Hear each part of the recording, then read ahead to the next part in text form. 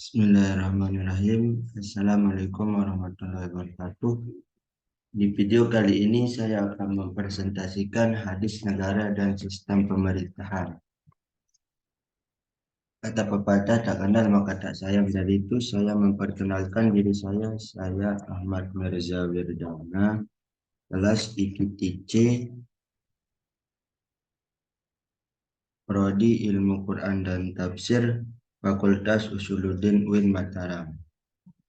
Sebelum kita membahas hadis negara dan sistem pemerintahan, kita perlu tahu pengertian negara dan pemerintahan.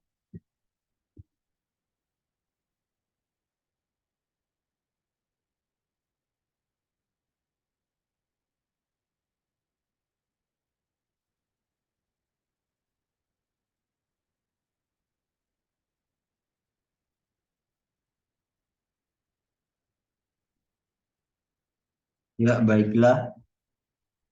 Negara menurut Kamus Besar Bahasa Indonesia atau KBBI, negara adalah sebuah organisasi yang berada pada suatu wilayah dan memiliki kekuasaan tertinggi pada suatu wilayah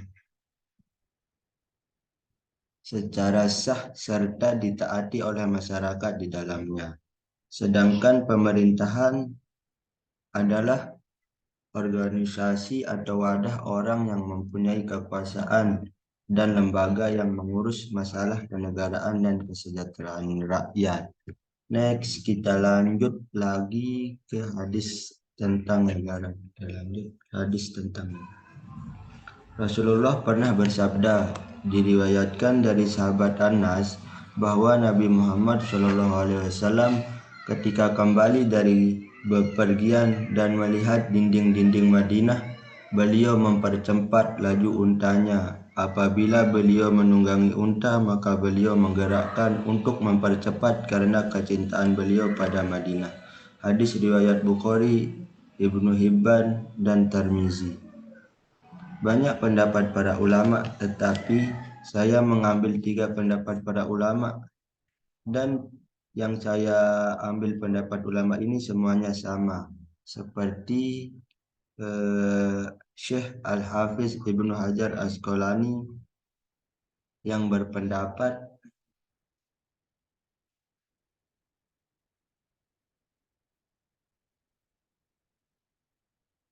sebelum saya menerangkan pendapat Al-Hafiz Ibnu Hajar Asqalani. Al-Hafiz Ibnu Hajar Asqalani wafat 852 Hijriah dalam kitabnya Fathul Bari Syarh Sahih Bukhari. Al-Hafiz Ibnu Hajar Asqalani menegaskan bahwa dalam hadis tersebut terdapat dalil petunjuk. Pertama, dalil atas keutamaan kota Madinah. Yang kedua, dalil disyariatkan cinta tanah air dan rindu padanya. Yang kedua, pendapat Syekh atau Ibnu Hajar Badar al-Din al-Aini wafat pada 855 Hijriah dalam kitabnya Umdatul Qari Syarh Sahih Bukhari, menyatakan di dalamnya hadis yang tadi terdapat dalil petunjuk atas keutamaan Madinah dan petunjuk atas disyariatkan cinta tanah air dan rindu padanya. Yang ketiga, pendapat Imam Jalaluddin As-Suyuti. Imam Jalaluddin As-Suyuti wafat pada 911 Hijriah. Dalam kitabnya At-Tausih Syarh Jami al-Syahih menjelaskan hadis sahabat Anas di atas, memberikan komentar di dalamnya. Hadis tersebut terdapat unsur disyariatkan cinta tanah air dan merindukannya. Inilah background kitab-kitab Imam Jalaluddin Asyuti. Ini kitab kitab At-Tawshih Syarh Jami al-Syahih. Next, kita lanjut ke hadis tentang pemerintahan. Sering terdengar di tengah-tengah masyarakat, termasuk di kalangan akademi, bahwa politik itu kotor karena hanya melahirkan figur-figur ambivalen. Ambivalen adalah sikap emosi terhadap seseorang yang perasaannya atau pendapatnya bertentangan secara bersamaan dalam waktu yang sama, yaitu seperti sikap benci dan sekaligus rasa cinta.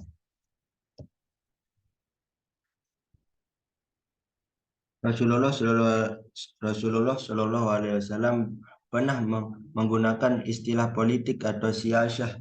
Beliau bersabda sebagai berikut, adalah Bani Israel, mereka diurusi urusannya oleh para nabi. Tasusuhumul anbiya, ketika seorang nabi wafat, nabi yang lain datang menggantikannya. Tidak ada nabi setelahku, namun akan ada banyak khalifah. Hadis riwayat Bukhari dan Muslim. Hadis tersebut oleh pakar pendidikan Islam menjadi rujukan tentang pentingnya belajar ilmu politik. Seperti pendapat para ulama yang saya tulis di sini adalah dua pendapat, yaitu pendapat Abu Al-Hasan Al-Mawardi dan Ibnu Taimiyah. Abu Al-Hasan Al-Mawardi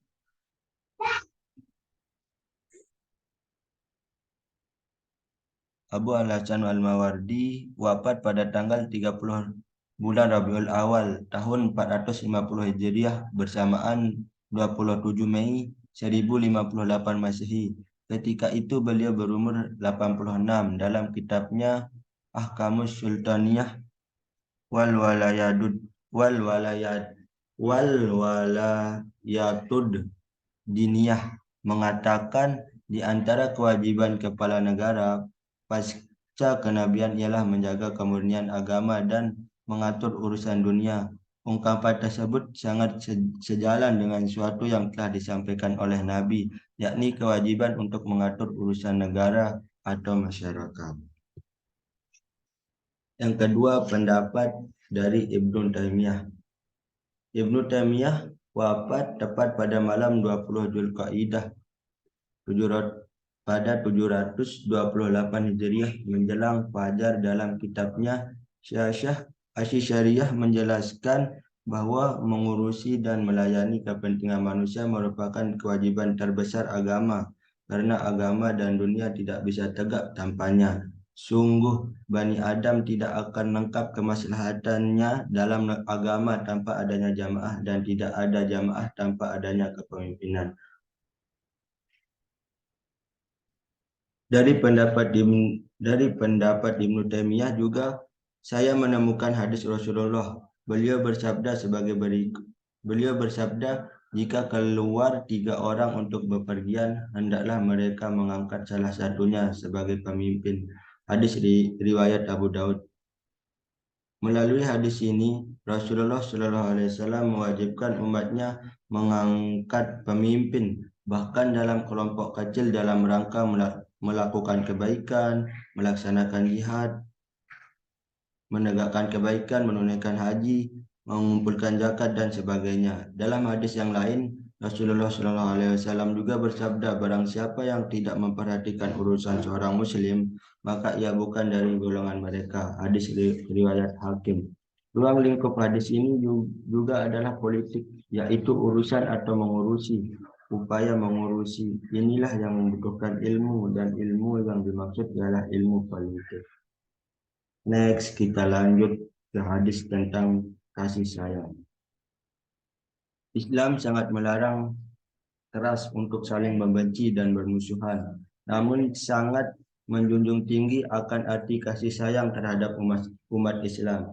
Dalam hadis Nabi Shallallahu Alaihi Wasallam, perumpamaan orang-orang mukmin dalam hal kecintaan, kasih sayang dan belas kasihan sesama mereka laksana satu tubuh. Apabila sakit satu anggota dari tubuh tersebut, maka akan menjalarkan kesakitan itu pada semua anggota tubuh itu dengan menimbulkan insomnia, tidak boleh tidur, dan dalam panas dingin. Hadis riwayat Muslim.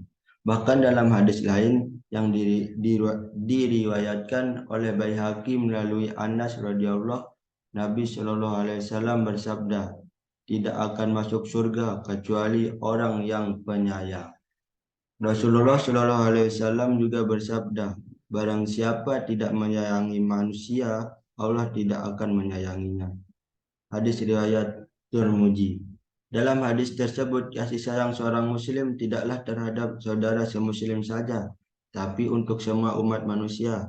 Dan Rasulullah SAW juga bersabda, rasa kasih sayang tidaklah dicabut melainkan hanya dari orang-orang yang celaka. Hadis riwayat Ibnu Hibban.